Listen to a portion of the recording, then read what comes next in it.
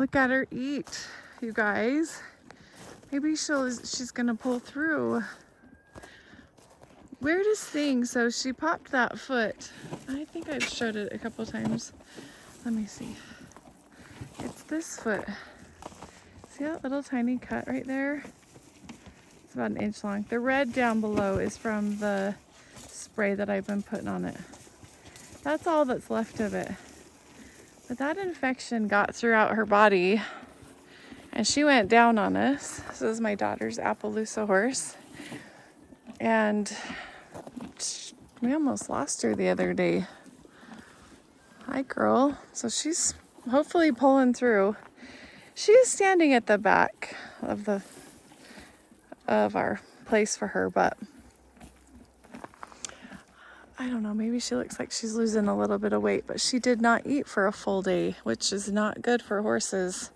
We tried everything to get her to drink out of a bucket or eat treats or just anything. We were so scared. She's so old that I don't think that the girls are going to be able to ride her this year. Maybe just here at home, saddle her up and ride. Just walk her around. But I think we need to retire her. But anyway, she's a sweet horse and she's done tons of things for our family. She introduced us to being a horse owner, and Kendra got to ride her for a couple of years.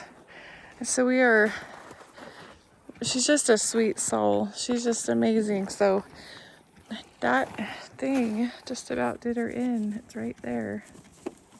Oh gosh. It's all healed up. I really treated it. Kept it sprayed, cleaned it out. She got infected anyway. Anyway, I'm just out here feeding these guys. They pick on Biscuit. I fill up these buckets up front and they all have food in them.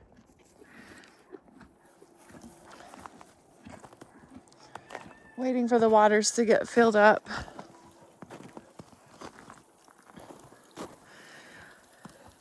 All right, so we're trying to lay out the land here for this next year. We got approved last night from the city to have a Boer market goat group. And so we're gonna change things up than we had originally planned. We'd always planned on having meat goats, so I mean, that was always in the plan, but just not to show for the city, you know, for our kids to show. That's been kind of an interesting thing, and that's something that I'll bring you along the journey to learn as I learn how to do that, how you actually show a goat. So we've done the dairy goats, but it's not as competitive as this meat goat's gonna be, so I'm excited. And so we're also gonna breed the Boers so that they will be having their babies next year at this time instead of around more like Mother's Day. And so we're gonna have to have heaters and a place for us to be able to go in, because I can't go inside that thing. And so we're gonna have to have a place that John and I can go in and help with the babies and put the heat lamps, hang the heat lamps in, and just make sure that nobody's freezing and everybody's getting fed. And so we're going to build some structures and change the way that this looks. Oh, my dog's peeing on my tree. Isn't that wonderful? And I have a rabbit, like I said, that is eating my tree. Look at that. I'm so mad. I called John, just was like, we need to find that rabbit. We need to find him. And get rid of those rabbits right there. Put them in the freezer so we can... They've been doing good over the winter though. They have really done well with those barrels that they can get back into for shelter. It's been really good. And if the wind's going either way, they can get back into them. So, alrighty.